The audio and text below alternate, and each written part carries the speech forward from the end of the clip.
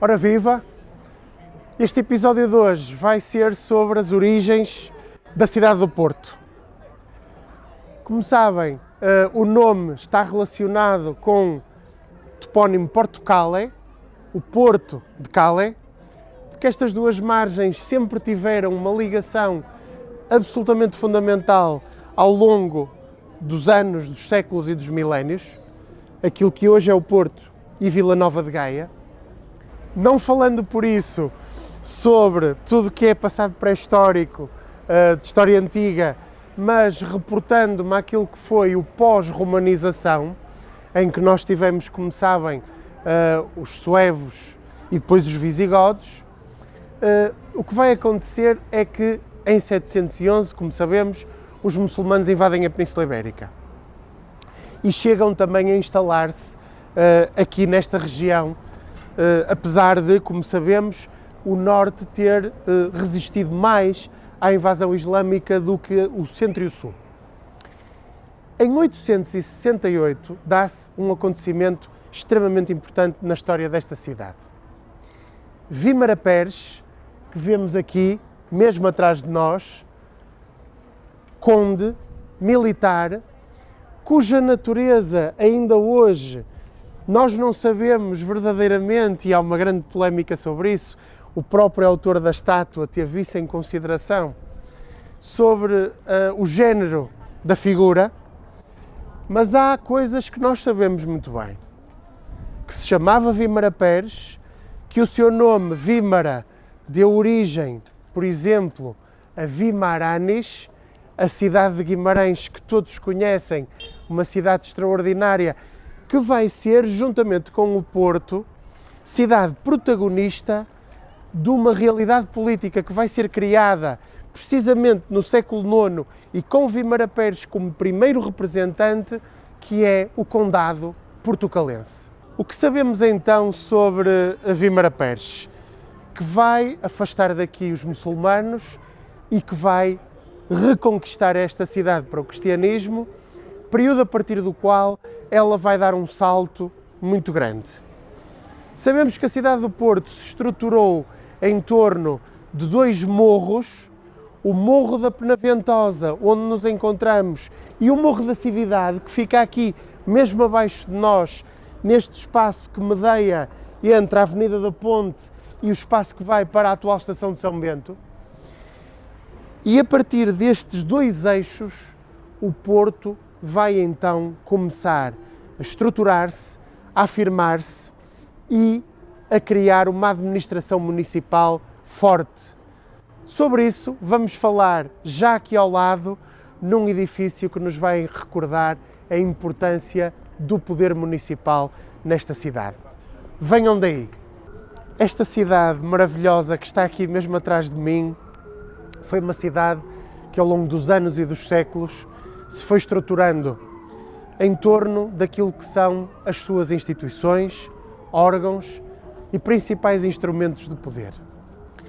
Sabemos que a existência de um poder municipal implica, desde logo, a existência de um Senado, no Porto assim designado, o Senado portuense, composto pelos vereadores e que nessa época, e estamos a falar do período medieval, do período moderno, é curiosamente um órgão colegial extremamente importante, onde percebemos todos os assuntos que são tratados nas reuniões através das atas de variação, das quais estão a ver alguns exemplos existentes no Arquivo Histórico Municipal do Porto e que revelam uma grande organização da administração local.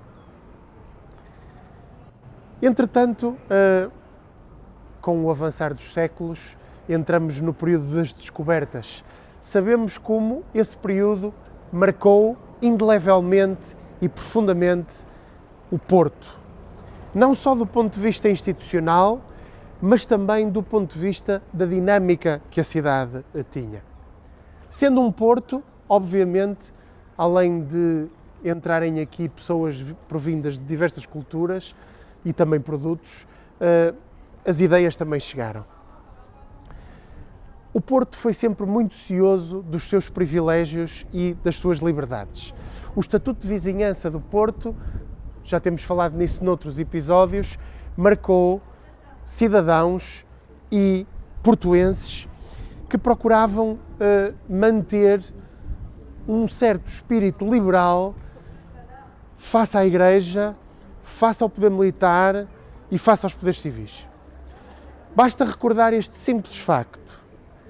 Não foi possível construir dentro do burgo intramuros, daquilo que era o espaço e que estão a ver amuralhado da cidade, casas de nobres e de aristocratas até ao período de Dom Manuel I, onde há uma mudança significativa. O povo do Porto gostava e prezava a sua liberdade, não queria ser servo, mesmo que fosse do bispo. Aliás, houve conflitos bastante frequentes entre o bispo e os mercadores da cidade, e o poder municipal teve sempre aqui um papel de equilíbrio. Entretanto, e agora nesta fase final do episódio, porque depois sobre o período contemporâneo falaremos noutros episódios certamente, eu gostava de vos convidar a visitarmos um enigma, um mistério, que é o edifício que está mesmo aqui ao meu lado, a antiga Casa da Câmara ou a nova Casa da Câmara, e sobre ela falarei agora e peço-vos o favor de me acompanharem.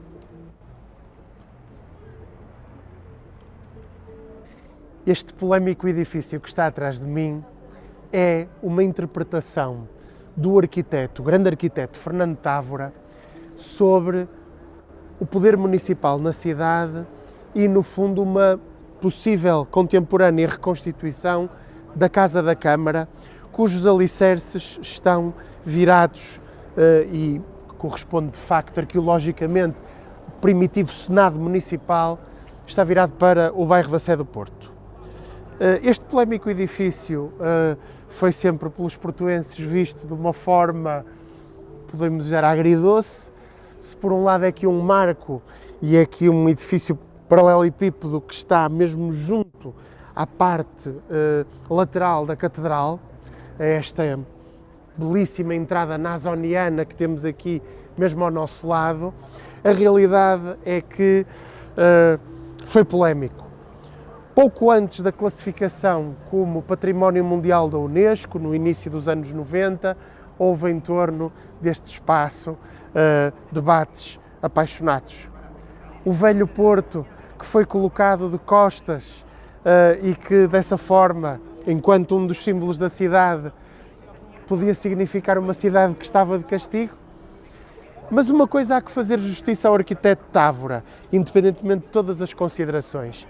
Ele tentou, com a sua interpretação, com o seu traço arquitetónico, marcar a antiga Casa dos 24 e a antiga sede do Poder Municipal. Isso é incontestável. Agora, amigas e amigos, digam-me vocês, o património é também lido de diversas lentes e de diversos olhares. E por isso é o que vos convidamos a fazer em cada Mitos e Mentiras, dizendo-vos aquelas que são também as nossas verdades. Um grande abraço e até ao próximo episódio.